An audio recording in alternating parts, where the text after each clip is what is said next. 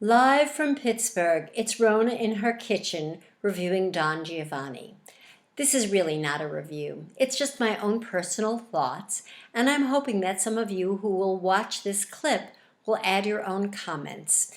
Because I'm not a professional at this, and most of you who read these things are not professionals either. We're just opera goers who love to go. So today was Don Giovanni. Not one of my favorite operas. I'm usually pretty bored, although there are a lot of parts of it that I like. And today there were parts that I liked that I had never liked before. So I read all the reviews and I kind of knew what to expect.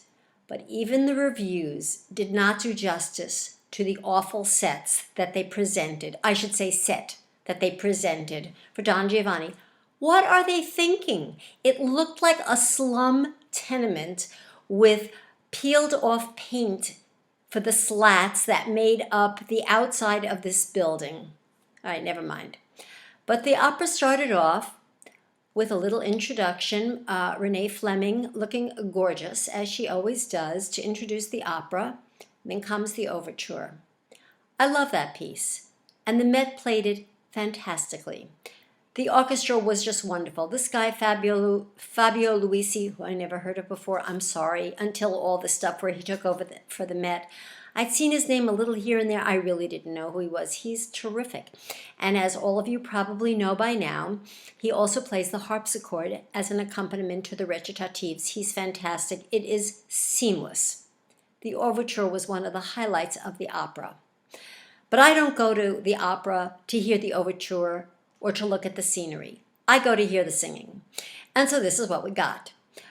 I was very much looking forward to this, to hear and see Mariusz Kvicin, who I hope I've pronounced his name correctly, who I've seen before alive at the Met. I love him. I think he's fabulous, and he did not disappoint in any way. This guy is a stage guy. He's an animal. He is just ferocious. I loved his portrayal of the Don. It was sleazy, but appealing. He's extremely handsome. He moves on the stage fantastically. He and the camaraderie he has with another singer who I'd never heard of, this is all confession time, Luca Pisaroni, was terrific. I thought Luca's recitatives were another highlight of the opera. I don't think anybody who isn't fluent, really fluent, or native in Italian could pull it off the way he did. And he's got terrific comic timing. He also has the most adorable dimples I have ever seen. So the two men, Leporello and the Don, who carry the opera, were fabulous. Then we get to the other singers. I enjoyed Ramon Vargas very much as Don Ottavio, although when he sang his first aria, Dalla sua pace, it sounded like he was singing from another opera or another style. He sang very lightly, not in a full voice, but he did it very well. The audience liked it. Then come the three ladies. This is where the problems arose. We'll start off with Donna Anna, someone I never heard of.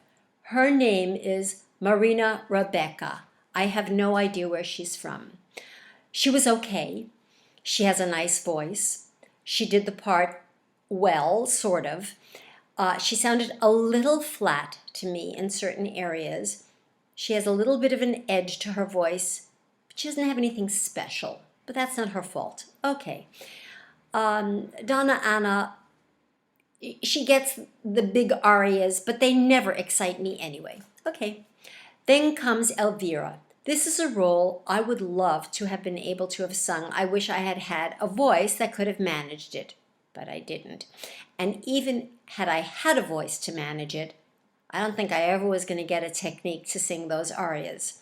Mitra D is a killer. And I really was disappointed in the beginning of Barbara Frittoli did Donna Elvira. And she's a very good singer. I've heard her before many times. She didn't sound her best, especially in the beginning when she makes her entrance. But later on, I thought she got better. Maybe I was getting used to the way she was singing, or maybe she actually did get better. She did a fine job pulling off the role, but it wasn't what I would consider great singing. It was good. Then came the young lady who did Serlina. Her name is, don't know how to pronounce it, something like Mocha Erdmann. A lot has been written about her lately. I didn't like it at all. Maestro Inarto, my friend on Facebook, asked what I thought and other people what they thought of Serlina. First of all, I really enjoy hearing mezzos sing that role. I believe it was on a recording that I heard Marilyn Horne sing it. She was fabulous. Other great singers, mezzos, who have sung it include Rosalind Elias. I looked it up. Huguette Tourangeau, who was part of Joan Sutherland's entourage, and Frederica von Stade. Not bad company. And then sort of there's been this other tradition of having light lyrics sing it, and that's where this woman falls in. She's a light lyric. So, sorry, didn't like it. The other roles that filled out the opera, Mazzetto, he was okay. His name was, it's not written on my piece of paper, sorry. And Il Commendatore, he's not written on my piece of paper either. I was handed this when I got to my theater. Oh, I don't even know how to do this, and their names aren't on it. I had never heard of them before. But I'd like to talk a little bit about some of the ornamentation that was done in the arias. This is an opera I know very well. I could sing the whole thing by myself, not with all the words, but all the tunes. And there was a little bit of ornamentation here and there, something you don't usually hear. And I thought that was nice. But it made me wonder why it was done in those particular places and not in other places. For instance, when Serlina sings Vedrai Carino, she had a little place where she took a high note. Why there? I don't know. And Don Ottavio in his Il mio tesoro, which he did beautifully, also had some little ornamentation, and there was one other place where there was an ornament, and I can't remember now because I suffer from not remembering. Overall, it was Marius Kvitchen's show, and also Luca Pisaroni was fabulous. So the men did way better than the women. This is not a good trend. I think the Met needs to beef up the women's roles and present better singing. I'd also like to comment on the intermission feature, which featured the singer who will take over as Siegfried, who already has sung one performance of Siegfried and will take over next Saturday when I'm planning to go to the theater again. There was a little interview with him. Renee Fleming interviewed him. He was so charming and natural. I just loved him. He's from Paris, Texas, apparently, and he's a good old American boy with a beautiful voice. Blonde hair, just a really good sound. So I hope to hear from you on my page about what your thoughts were on the singing and the production, the conducting, ornaments, anything else, and I'll look forward to seeing Siegfried and hope you will too. Bye.